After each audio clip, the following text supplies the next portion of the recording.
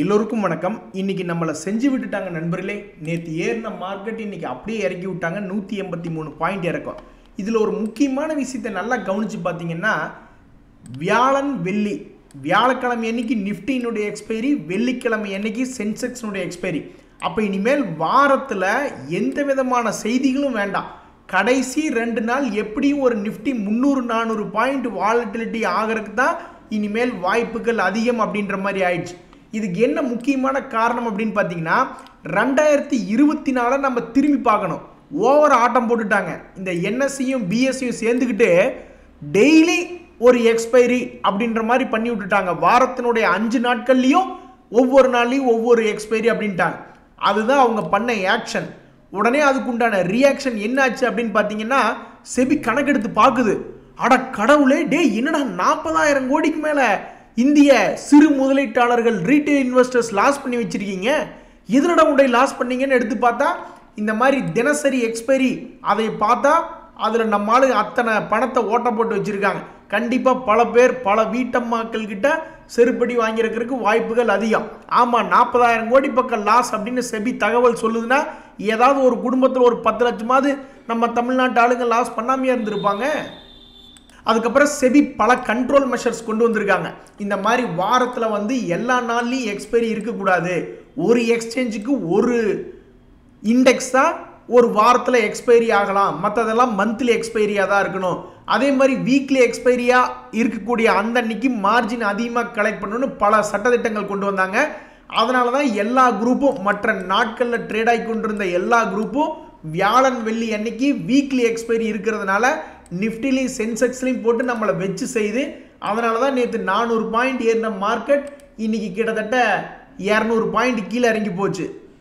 So கடைசியில் நாரதரின் கழகம் நன்மையில் முடியும் அப்படிங்கிற மாதிரி என்எஸ்சி பிஎஸ்சி சேர்ந்துக்கிட்டு டெய்லி எக்ஸ்பைரி அப்படின்னு கொண்டு வந்த ஒரு விஷயம் கடைசியில் பார்த்தா எந்த ஒரு செயலும் நன்மையில் தான் முடியும் அப்படின்ற மாதிரி இந்த வருஷத்திலிருந்து 2025 நாங்கள் பார்க்கும் பொழுது ஒவ்வொரு வாரத்திலையும் நம்மளுக்கு எந்த விதமான செய்திகள் வேணும்னு அவசியமே இல்லை. அமெரிக்காக்காரன் செய்தி விடுவானா அல்லது இந்தியாவில் செய்தி வருமா அப்படின்னு எதுவுமே நீ பார்க்க தேவையில்லை. ஒவ்வொரு வாரத்திலையும் வியாழன் அண்ட் வெள்ளி 2 நாட்களில் மார்க்கெட் பெரிய அளவில் மூவ்மெண்ட் இருக்கிறதுக்கு, வாலட்டிலிட்டியாக இருக்கிறதுக்கு வாய்ப்புகள் ரொம்ப ரொம்ப இனிமேல் அதிகம். ஸோ இனிமேல் கரெக்டாக லோவில் பிடிச்சி கரெக்டாக ஹையில் விற்க தெரிஞ்சவங்களுக்கு, சைடு வேஸில் விளையாட தெரிஞ்சவங்களுக்கு இனிமேல் இன்பமாக தான் இருக்கும். இனிமேல்லாம் மறுபடியும் கிறுக்குத்தனமாக போய் மறுபடியும் மாற்ற மாட்டாங்க. செபி சரி ஓகே நம்ம கண்ட்ரோல் பண்ணிட்டோம், மறுபடியும் கொஞ்சம் லிபரல் பண்ணுவோம், மறுபடியும் எல்லா நாள்லையும் நீங்கள் எக்ஸ்பைரி வச்சிங்கன்னா இனி மறுபடியும் திரும்பி போகவே மாட்டாங்க. இனி 2025 இந்த வருஷத்துலேருந்து கரெக்டாக லோவில் வாங்கி ஹையில் விற்க தெரிஞ்சவங்களுக்கு இனிமேல் இன்பமோ இன்பம் தான். வேறு என்ன 2024 நல்ல விஷயங்கள் நடந்தது அப்படின்னு பார்த்தோம்னா, இந்த செபி T+2 அப்படின்னு செட்டில்மெண்ட் ஆனதை T+1 குறைச்சி விட்டாங்க. அதுவும் இல்லாமல் T+0க்கும் சில ஷேர்கள் T+0க்கும் போகிற மாதிரி பண்ணிக்கிட்டு இருக்காங்க. அடுத்து வரக்கூடிய வருடங்களில் T+0 செட்டில்மெண்ட். ஸோ நம்ம பணம் எங்கேயுமே தங்குதடை இல்லாமல் இன்றைக்கே இன்வெஸ்ட்மெண்ட் பண்ணி இன்றைக்கே விற்று இன்றைக்கே பணத்தை வெளியெடுக்கக்கூடிய வாய்ப்புக்கெல்லாம் இனிமேல் நெருங்கி வருது. நம்மளுக்கு துன்பமான விஷயங்கள் என்னென்னா, 2024 திடீர்னு Q2 ரிசல்ட் மோசமாக கொடுத்து எஃப்ஐஎஸ் ஃபாரினர்ஸ் எல்லாம் 1.5 லட்சம் கோடி செல் பண்ணிட்டு போயிட்டாங்க. அதையெல்லாம் மறக்கவே முடியாது. அதே மாதிரி எலெக்ஷன் பீரியடில் 2000 பாயிண்ட் கீழேயும் மேலே ஏறிட்டு இருந்தது நிஃப்டி.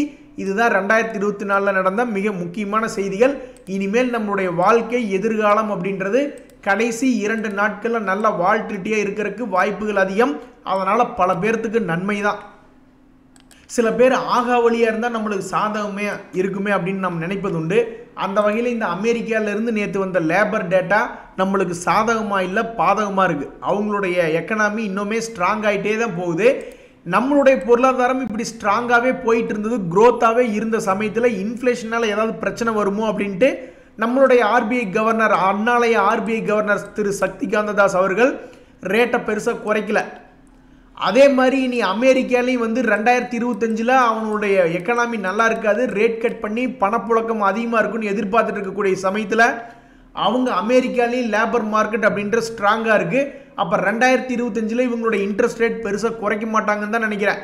அப்போ வருஷத்தினுடைய முடிவில் நம்மளை மாதிரியே அவங்களுடைய பொருளாதாரம் கொஞ்சம் குறையறதுக்கு வாய்ப்பு இருக்குது.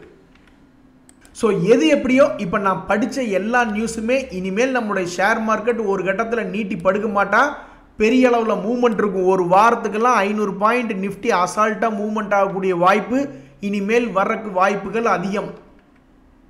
நண்பர்களே, இந்த ஜொமேட்டோ பற்றி உங்களுக்கு தெரியுமில்ல, சரியான சூப்பரான ஐடியாக்கள் கொண்டு வந்துக்கிட்டே இருக்காங்க. நஷ்டத்தில் இருந்த கம்பெனி பாசிட்டிவ் கொண்டு வந்துட்டாங்க. அதுவும் இல்லாமல் அவங்கள மாதிரியே சர்வீஸ் கொடுக்கக்கூடிய பிளிங்கிட்டையெல்லாம் ஏன்பா இவ்வளோ பணம் கொடுத்து வாங்குற அப்படின்னு ஒரு காலத்தில் யோசிச்சுட்டு இருந்தா, இப்போ பாருங்க அவங்க வந்து ஆம்புலன்ஸ் சர்வீஸும் இனிமேல் ஸ்டார்ட் பண்ணுறாங்களாம்.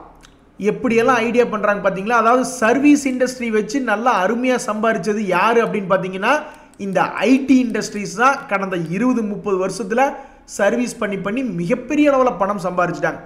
அதுக்கப்புறம் மெடிக்கல் ரிலேட்டடாக நிறைய சர்வீஸ் பண்ணுறாங்க. ஒரு உதாரணத்துக்கு இந்த ஃபிசியோதெரப்பியில் ஆரம்பித்து ஏகப்பட்ட மெடிக்கலில் பணம் சம்பாதிச்சுக்கிட்டு இருக்காங்க. இப்போ சர்வீஸ் இண்டஸ்ட்ரி வந்து இந்த மாதிரி டிரான்ஸ்போர்ட் மூலியமாக, அதாவது சர்வீஸ் டெலிவரி மூலியமாக புதுசாக கண்டுபிடிச்சி பணம் பண்ணிக்கிட்டு இருக்காங்க இந்த ஜொமேட்டோ. இன்னைக்கு ஷேர் மார்க்கெட்டில் முக்கியமான செய்தி என்னென்னா, இந்த நெஸ்லே இந்தியா அப்படின்ற ஷேர் 1.5% ஏறி இருக்கு. இதனால் அந்த ஷேரை வச்சிருக்கிறவங்கெல்லாம் ஷேர் மார்க்கெட்னாவே இறங்குறது ஏறுறது தானே, அப்போ சமீபத்தில் இறக்கி எங்களை பழிவாங்கின இந்த நெஸ்லே இந்தியா திரும்பி ஒரு 2500 வருமா அப்படின்ற மாதிரி எதிர்பார்த்துக்கிட்டு இருக்காங்க. அந்த மாதிரி வந்துச்சுன்னா தான் அவங்களுக்கு மகிழ்ச்சி வரும். நண்பர்களே, உங்களுக்கு தெரியாதுல்ல, சமீபத்தில் மொத்த ஆட்டோ செக்டர் ஷேர்களையும் குப்புற போட்டு கமுத்தி வச்சுருந்தாங்க. அதில் மாருதி போன்ற ஷேர்ஸ் எல்லாம் கூட ஓரளவுக்கு மேலே ஏறி வந்துட்டான். ஆனால் என்ன ஒரு சர்ப்ரைஸாக இருக்குது அப்படின்னு பார்த்தோம்னா, இந்த பஜாஜ் ஆட்டோ போன்ற மிகப்பெரிய ஷேர்கள் அவன்லாம் ரெக்கவரி ஆகி வரக்கு ரொம்ப ஸ்லோவாக இருக்குது. அதே மாதிரி சிறிய விலை கொண்ட ஜம்னா ஆட்டோ போன்ற ஷேர்கள் அவங்களையும் குப்புற தான் கமுத்தி வச்சுருக்காங்க, இன்னும் மேல் நோக்கி வரல. அதே மாதிரி பஜாஜ் ஆட்டோவை விட கொஞ்சம் பெரிய ஆள் அப்படின்னு சொல்ல முடியாது, அவங்களோட ஒரு சின்ன ஆள் தான். பட் இருந்தாலும் ஹீரோ மோட்டோவும் மிகப்பெரிய ஆள் தான். டிவிஎஸ் மோட்டார், ஹீரோ மோட்டார்லாம் ஒரே அளவில் இருக்கக்கூடிய ஆட்கள். அந்த ஹீரோ மோட்டாருக்கு என்னதான் ஆச்சு, உன்னுடைய பிஸ்னஸ் மறுபடியும் திரும்பி மேல் நோக்கி வருமா இல்லையா அப்படின்னு கேள்வி கேட்குற மாதிரி ஆயிடுச்சு. ஆக மொத்தம் இந்த பஜாஜ் ஆட்டோ 6 மாதத்தில் 5% கீழே இறங்கியிருக்கு. மேலே வர மாதிரி இருந்தால் 13,000 கிட்ட வரணும். கிட்டத்தட்ட 2000-3000 ரூபா ஏறி வரணும் ஒரு ஷேருக்கு. அதே மாதிரி ஜம்னா ஆட்டோ எடுத்து பார்க்கும்பொழுது அவன் 6 மாதத்தில் 17% இறங்கி கிடக்கிறான். மேல் நோக்கி வர மாதிரி இருந்தால் கிட்டத்தட்ட 50% மேல் நோக்கி ஏறி வரணும். ஹீரோ மோட்டோ அப்படின்ற ஷேரையும் ஒரு 6 மாத பீரியடில் எடுத்து பார்த்தா அடேங்கப்பா, ஜம்னா ஆட்டோ ஒரு குட்டியுண்டு ஷேரு, அவனே 17% தான் ஏறி இருக்கான். ஹீரோ மோட்டோ 24% 6 மாத அளவில் இறங்கி கிடக்குன்னா உனக்கெல்லாம் என்னதாயே ஆச்சு அப்படின்ற மாதிரி இருக்குது. ஆல்மோஸ்ட் இது வந்து கிட்டத்தட்ட 30-40% பக்கம் இறங்கு முகமாக இருக்குது. So Hero MotoCorp share மற்றும் ஆட்டோ கம்பெனிகள்லாம் என்னதான் ஆகும்னு தெரியல. இப்போ வரைக்கும் ரொம்ப சர்ப்ரைசிங்காக ஏறாமையே இருக்குது.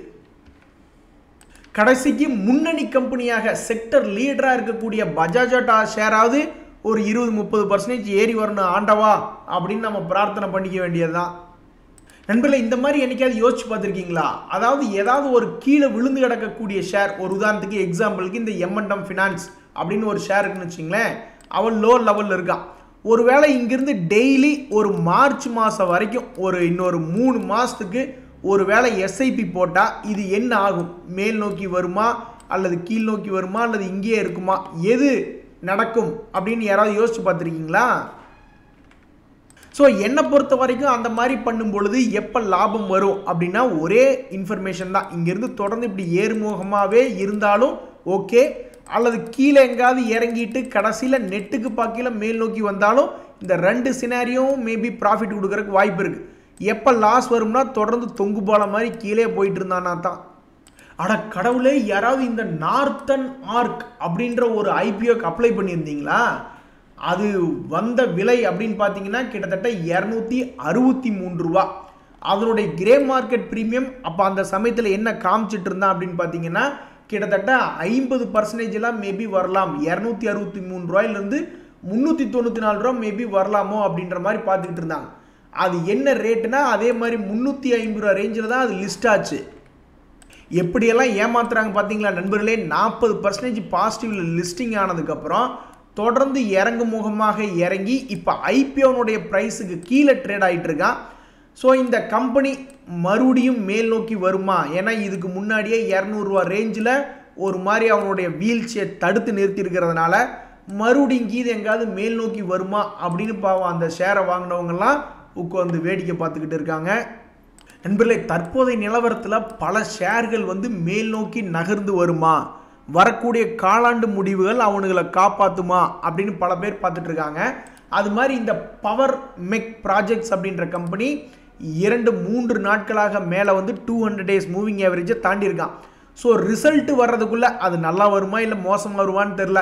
ரிசல்ட் வர்றதுக்குள்ளே ஒரு 3500 ரூபாயெல்லாம் வந்துருமா அப்படின்ற மாதிரி எதிர்பார்த்து காத்துக்கிட்டு இருக்காங்க. அதே மாதிரி டெக்னோ கிராஃப்ட் அப்படின்ற பங்கும் கடந்த 2-3 நாட்களாக ஓவர் டைமாக வேலை செஞ்சு 200 days மூவிங் ஆவரேஜை தாண்டியிருக்கான். அவனும் ரிசல்ட் வர்றதுக்குள்ளே எனத்தையாவது ஒரு காரணத்தை சொல்லி ஒரு 3500 போயிடுமா அப்படின்ற மாதிரி மக்கள் எதிர்பார்த்துக்கிட்டு இருக்காங்க. என்ன வேணாலும் நினச்சிக்கங்க, பிஇ அதிகமாக இருந்தால் என்ன, பிஇ குறைவாக இருந்தால் என்ன அப்படின்னு இந்த என்டிபிசி கிரீனு பெருசாக கிரே மார்க்கெட் ப்ரீமியமே காட்டல. பட் இருந்தாலும் ஷேர் மார்க்கெட்டில் அது 100 ரூபா ரேஞ்சுக்கு லிஸ்டிங் ஆகி 156 ரூபா வரைக்கும் போயிருக்கு. அப்படி அதனுடைய பாதையில் வந்து சில இடங்களில் நின்று மூச்சு வாங்கிட்டு போயிருக்கு. அதே இடத்துல இப்போ சமீபத்தில் வந்து உளுந்திருக்கு 120 ரேஞ்சில் வந்து இந்த என்டிபிசி கிரீன் வந்து உளுந்திருக்கு. இனி இந்த 128 ரூபாயிலிருந்து அதனுடைய பழைய ரேட்டு 150 ரூபா போகுமா அல்லது லிஸ்டிங் ப்ரைஸை விட கம்மியாக போகுமா? அப்படியே கூட ஒரு ஷேர் ஒன்று பார்த்தோமே, நார்த்தன் ஆர்க் கேபிட்டல் அப்படின்னு ஒரு ஷேர். அதே மாதிரி இவனும் தன்னுடைய விலையை விட்டு ஐபிஓ விலையை விட்டு கீழே போகுமா அல்லது இங்கிருந்தே மேல் நோக்கி ஏறுமா அப்படின்ற ஒரு மிகப்பெரிய கேள்வி ஷேர் மார்க்கெட்டில் வந்திருக்கு. ஸோ இவன் மேலே போக போகிறானா அல்லது கீழே போக போகிறானா அப்படின்ற ரிசல்ட் 3 மாதம் கழித்து தான் தெரியும். பட் இப்போதைக்கு அதனுடைய ப்ரீவியஸ் சப்போர்ட் லெவலில் வந்து உளுந்திருக்கு. இதுதாங்க அந்த என்டிபிசி கிரீன் பற்றிய செய்தி. நண்பர்களே, இந்த சமயத்தில் பல்வேறு ஷேர்கள் ஒரு காலத்திலலாம் தலகால் புரியாமல் ஆடின ஷேர்கள்னு கூட நீங்கள் எடுத்துக்கலாம். ஒரு உதாரணத்துக்கு இந்த கோதாவரி அப்படின்னு ஒரு ஷேர், ரிசல்ட் எல்லாம் வரப்போது, நீ என்னையா பண்ண போகிற கோதாவரி, சாரி என்ன பண்ண போகிறீங்க கோதாவரி அப்படியும் கரெக்டாக வரல, என்ன மேடம் நீங்கள் பண்ண போகிறீங்க அப்படின்ற மாதிரி இந்த கோதாவரிக்கு எந்த மிஸ்டரா மிஸ்ஸஸா எதை போடுறதுனே தெரியல. சரி, எனிவே இந்த கோதாவரி பவர் ப்ராஜெக்ட்ஸ் அப்படின்ற கம்பெனி என்ன பண்ண போகிறீங்க? இப்படி ஒரு காலத்தில் தலைகால் புரியாமல் ஆடி இருக்கீங்களே, அப்போ இனி எதிர்காலத்தில் என்ன பண்ண போகிறீங்க? உங்களுடைய ரிசல்ட் எல்லாம் வேறு வரப்போகுது, ஒருவேளை ஸ்வங்கின்னு மேலே போயிடுவீங்களா அல்லது கீழே இறங்குவீங்களா அப்படின்ற ஒரு கேள்வி ஷேர் மார்க்கெட்டில் வந்துருக்கு. அது மட்டும் இல்லை, இன்னுமே சப்போர்ட்டில் இருக்கக்கூடிய சில ஷேர்கள், ஒரு உதாரணத்துக்கு கோ ஃபேஷன்லாம் மேலே வரணும்னு எல்லாம் பிரார்த்தனை பண்ணிக்கிட்டு இருக்காங்க. கழுதையோ குதிரையோ அது செய்யக்கூடிய ஃபைனான்ஷியல் பர்ஃபார்மன்ஸில் தான் இருக்குது அப்படின்ற மாதிரி இந்த கோ ஃபேஷன் வந்து ரொம்பவும் விசித்திரமாக அவனுடைய வாழ்க்கையில் மூவ்மெண்ட் என்பது இப்படி தான் இருந்திருக்கான். 1, 2, 3, 4 மலை உச்சிகளை பார்த்துருக்கான். இப்போ மறுபடியும் 5வது முறையாக அதே இடத்துல சப்போர்ட் எடுத்து 1000 ரூபாயிலிருந்து 1400 வருமா? ஒரு 40% இதுக்கு முன்னாடி நடந்த மாதிரி மறுபடியும் நடக்குமா? 2022 ஒரு 40% சம்பாரிச்சு கொடுத்து, 2023 ஒரு 40% சம்பாரிச்சு கொடுத்து, 2024 ஒரு 40% சம்பாரிச்சு கொடுத்து, இப்போ இந்த 2025 அது மாதிரி நடக்குமா? அப்படி நடந்தால் பும்ரா எப்படி 5 விக்கெட்டாக பல முறை எடுத்தானோ அதே மாதிரி இந்த கோ ஃபேஷன் எடுக்கிறதுக்கு வாய்ப்புகள் ரொம்ப அதிகம்.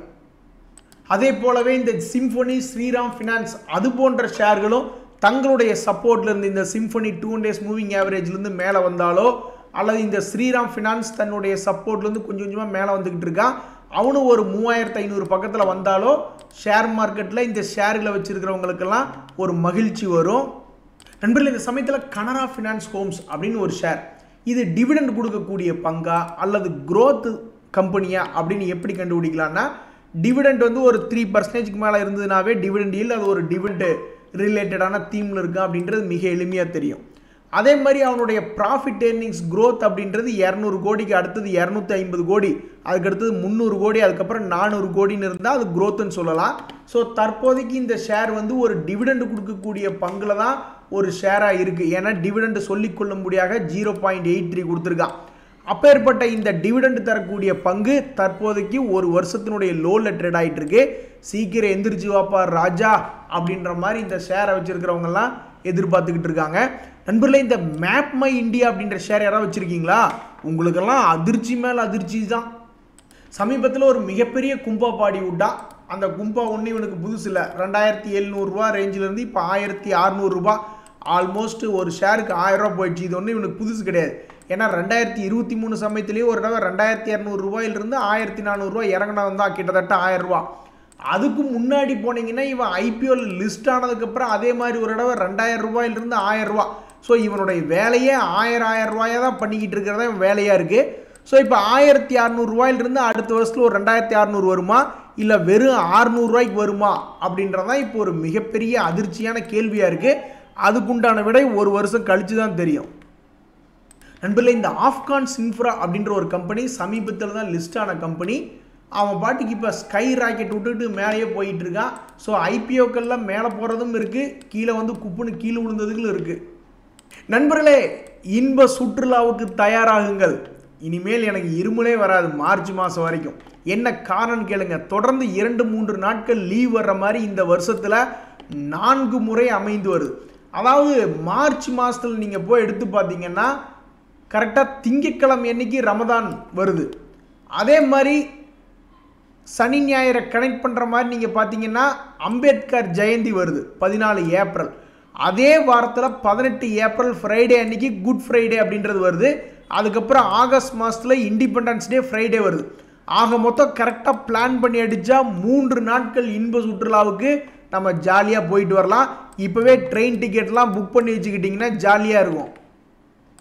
சந்துக்குள்ளே போய் குத்த வச்சு கொந்துக்கிறதுல என்னையா உனக்கு பெருமை இருக்குது, நல்லா எகிரி மேல் நோக்கி அடித்து விளையாண்டினா தானே உனக்கு ஒரு பெருமை இருக்குது அப்படின்ற மாதிரி இந்த ஆப்டஸ் வேல்யூ ஹவுசிங் ஃபைனான்ஸ்னு ஒரு ஷேர் அடிக்கடி இவன் என்ன பண்ணுறான்னாக்கா ஒரு முட்டுச்சந்துக்குள்ளே இருந்துக்கிட்டு பீறிட்டு மேல் நோக்கி வந்துடுறான், அப்புறம் மறுபடியும் ஒரு முட்டுச்சந்து, அப்புறம் மறுபடியும் மேல் நோக்கி வர்றதுன்னு இப்படியே தான் பண்ணிக்கிட்டு இருக்கான்.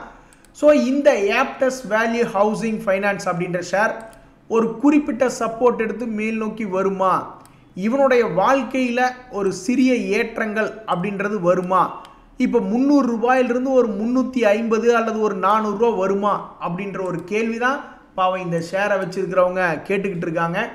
அவங்களுக்கு எதிர்காலத்தில் நல்லது நடக்கிறதுக்கு வாழ்த்துக்கள். இன்றைய தகவல் அனைத்து உங்களுக்கு உதவி எனக்கு மகிழ்ச்சி தான். ரொம்ப நன்றி, வணக்கம்.